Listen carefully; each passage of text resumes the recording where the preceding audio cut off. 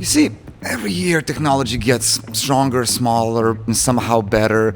And every year I keep on rethinking my decisions when it comes to light setup that I carry with me. Just when you think that you're done and everything is great, some company shows up and they're like, hey Luka, how about if you try this little cube that we just made, which is gonna be way better than anything you have? Well, that's exactly what happened with Godox ML150Bi. 150 watt LED bicolor light that looks like RED Komodo got into lighting. And after a couple of weeks of using it, I gotta say that I have a small problem with it, and that it's actually really good and it might replace my current setup, which is very disrespectful to my current setup. Over the last 2 years on this channel, I reviewed several lights. Small lights, tube lights, LED lights, 50, 60, 100, 300 watts. But this one feels different. Not because it's the biggest light that I had, because it's the most powerful light that I had to review. It's actually quite opposite. It's small, it's clean, it's modular, and surprisingly powerful. Even though that it's tiny, this light is definitely not a toy. And once you add up this fresnel adapter by Godox, you're getting about 61,000 lux at 1 meter of distance. And if you ask me, that's a whole lot of power for something this small and compact. But the design of this whole thing is my actual favorite part. It's simple, it's clean, and it's, as I said, very modular.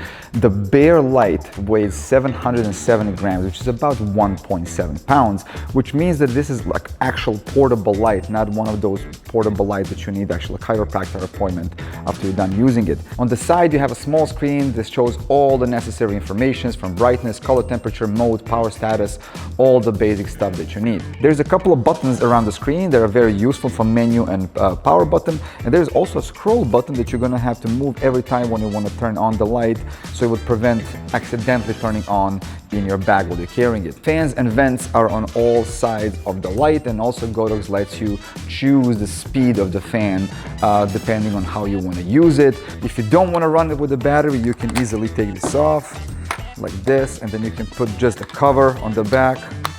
Bam, you are done. This is the whole light that can be run on DC power. And speaking of that, DC plug is right here underneath it, so it's not obstructed by battery or anything that you're putting on the back. You can also run it with the USB-C, but I'm pretty sure they have a limited amount of power that you can use with the USB-C, also depending on what kind of power brick you're using. Godox is also offering a couple of different plates depending on which batteries you want to use. So like if you want to use MP batteries, there's a separate plate for it. But also Godox did highlight that if you want to use the most amount of power from this light, that you should definitely use V-mount batteries with one of these adapters. Now here on the front we have ML mount, which is a Godox's proprietary mount for this light. And before anybody says, oh, proprietary mount bad, Bowman's mount good.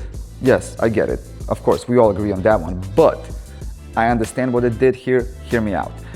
As I said 15 times by now, it's very modular, and that's what they want it to be, because they want all the accessories to be changed very easily. So Godox has a whole array of all different accessories that come to the front of this light, from softboxes, fresnels, on and on and on. What I got is this fresnel that goes to the front like this, and then you can zoom in like this if you want to kind of get in like a tighter snoot of light coming out of this thing. But also Godox did not stop with designing just a zoom lens, because this front part is actually magnetic, and they have a bunch of magnetic accessories you can stack directly on top of this zoom lens, which means less screwing around with tiny parts on the set, and I mean that literally, physically, and emotionally.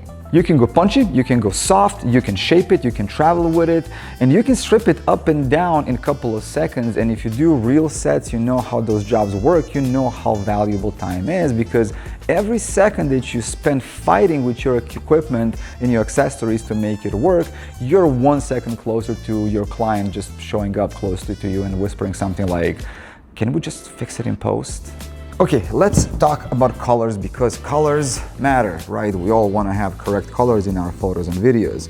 As I said, this is a bicolor light. In this case, it goes from 2800 Kelvin to 6500 Kelvins, which means that you can change from really warm tungsten light to really beautiful daylight color in just a couple of seconds by turning the switch. And also Godox rates their light at CRI 96 and TLCI at 96, which means their color accuracy should be pretty solid, because bad color on your video is one of the things that nobody likes, and a lot of time you're not going to see it on the camera. You're going to see it when you come into post, but then it's kind of too late, because if you upload video like that online and people see it, they're not gonna be like, oh, your light had a bad CRI.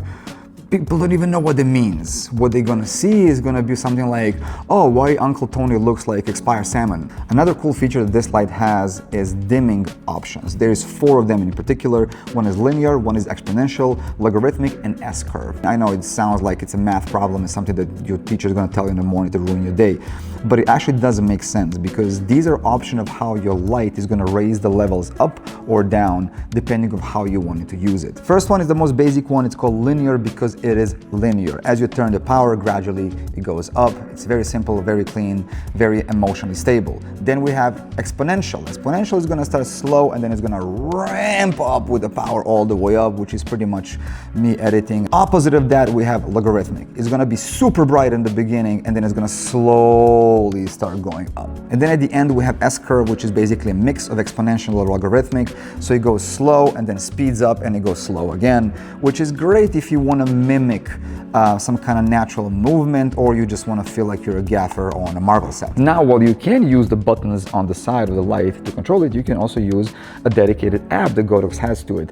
It's very easy to use, very effective, very intuitive, and also Godox says that it has reach of about 30 meters or about 100 feet, which means that you can probably use any shoe that you have. 100 feet is plenty, but if you need more than 100 feet, you're either doing big production or you lost your light. Like, I don't know what you're doing, my man. But you can control all the same features like you can control on the light itself, from brightness, kelvins, effects, you name it, it's here. And besides that, there is also an NFC connection, which means you can just tap your phone on the light and connect instantly to the app instead of going through the app and trying to connect the light, because sometimes it feels like you're trying to make a piece between 2 divorced robots. In this way, this thing works, instantly connects. It's amazing, I love it. Another feature that this light has is DMX and RDM system.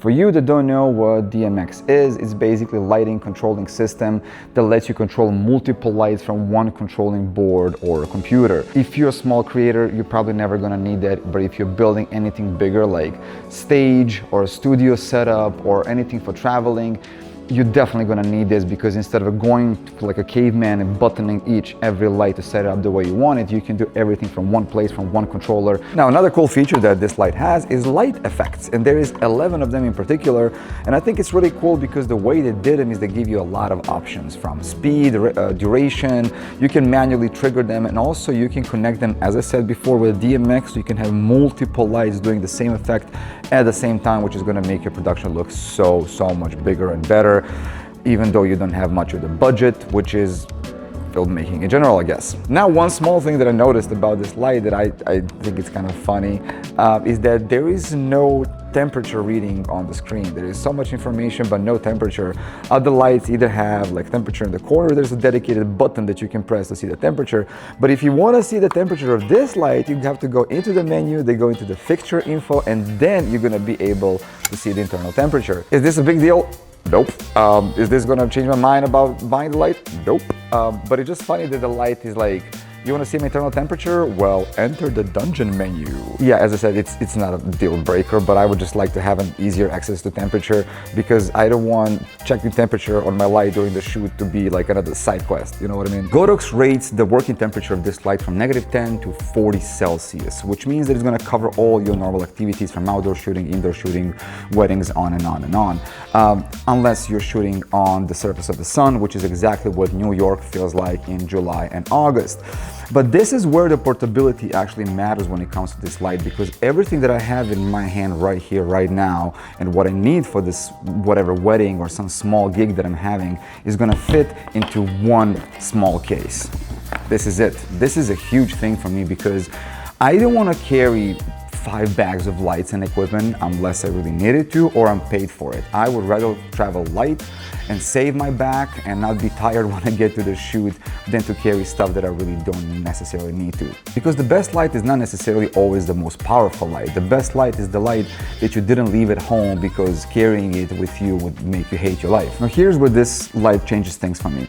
For the last year I was using X200 by Zhiyun as my main light.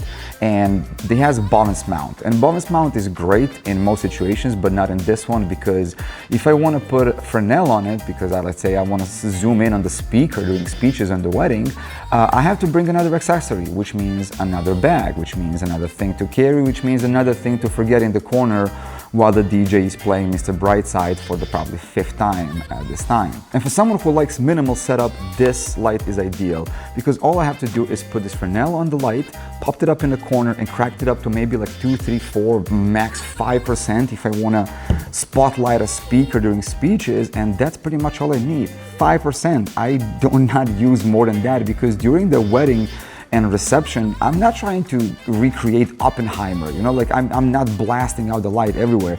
All I need is just a little bit of light that's gonna give me a spotlight on somebody or a backlight that's gonna kind of distance them, and that's pretty much it. I don't want grandma to think the FBI is breaking through the wedding, you know? So that's the biggest reason why this light makes sense for me. Not because of the power, not because of the specs, not because of the app, not because it has this cute RED Komodo cosplay body. It's great because it solves the problem that I have, and this is where the gear actually becomes interesting. Now, speaking of fresnel, I do love this thing and I think it's great.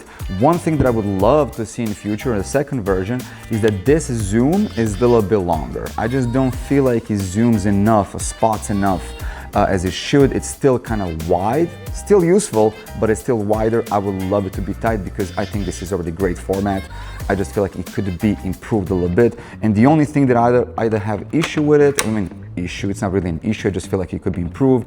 It's just to have a temperature on the side, not because it's gonna change anything, it's just because I'm a nerd and I like to control things. I like to know where they stand because I do not like bad surprises during shoots. For a conclusion, is this a perfect light?